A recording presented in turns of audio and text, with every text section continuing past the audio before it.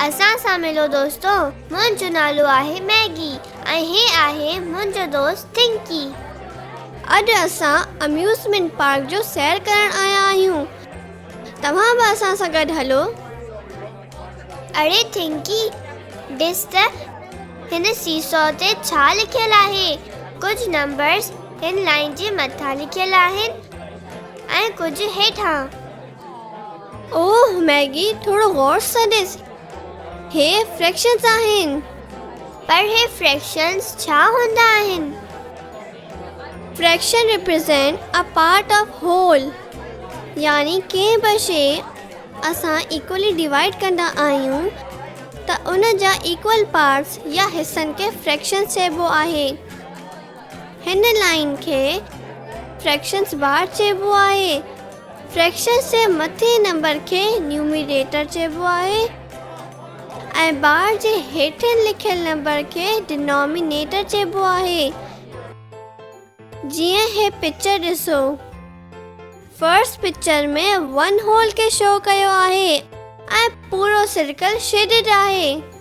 Second picture में half circle shaded आहे, जंहिंजो मतलब आहे whole is divided into two parts. Half part of the whole is shaded ऐं बाक़ी हाफ शेडेड न आहे। हिन खे वन हाफ चइबो आहे ऐं हीअं लिखबो आहे। थर्ड पिक्चर में त मूंखे 4 पार्ट्स नज़र अची रहिया आहिनि। हिन जो छा मतलब थियो? थर्ड पिक्चर में सर्कल 4 इक्वल पार्ट्स में डिवाइड थियल आहे ऐं हिन जो सिर्फ़ हिकु पार्ट शेडेड आहे। हिन जे शेडेड पार्ट जे फ्रैक्शंस खे असां 1/4 चवंदा आहियूं ऐं हीअं लिखंदा आहियूं। ऐं लास्ट पिक्चर में त ब्लू कलर वधीक नज़र अची रहियो आहे।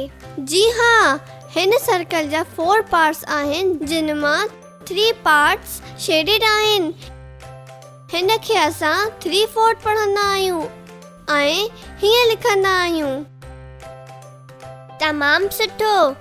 हाणे मां फेरिस व्हील ऐं मैरी गो राउंड में लिखियल फ्रैक्शंस खे पढ़ी सघां थो, जीअं त 1/8, 1/12 ऐं 4/9। अरे हे ॾिसो, मैरी गो राउंड जो बेस बि 8 बराबर हिस्सनि में डिवाइडेड आहे ऐं हिन जी 4 पार्ट्स में रेड कलर आहे ऐं बाक़ी 4 पार्ट्स में ब्लू कलर। छा तूं फ्रैक्शन फॉर्म ॿुधाए सघे थो त टोटल पार्ट्स मां केतिरा पार्ट्स रेड आहिनि? हाँ, छो न। हे आहे 4/8, यानी 4 out of 8 parts are red। Wow, मूंखे मैरी गो राउंड राइड ते तमामु घणो मज़ो आयो। अचो क्रेज़ी बस राइड ते हलूं था। ॾिसो, हिन में टोटल 12 सीट्स आहिनि, जिन मां 5 सीट्स ते माण्हू वेठा आहिनि। तूं त ॾाढो स्मार्ट आहीं।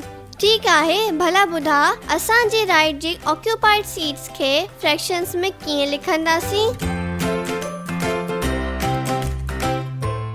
हिन राइड जी 5 out of 12 सीट्स ऑक्यूपाइड आहिनि, त असां हिन खे हीअं लिखंदासीं 5/12। दोस्तो, तव्हां पंहिंजे दोस्तनि सां गॾिजी हिननि सवालनि खे हल करियो। Mariam have 10 cupcakes. She gave 6 cupcakes to her friends. What fractions of cupcakes did Mariam give to her friends?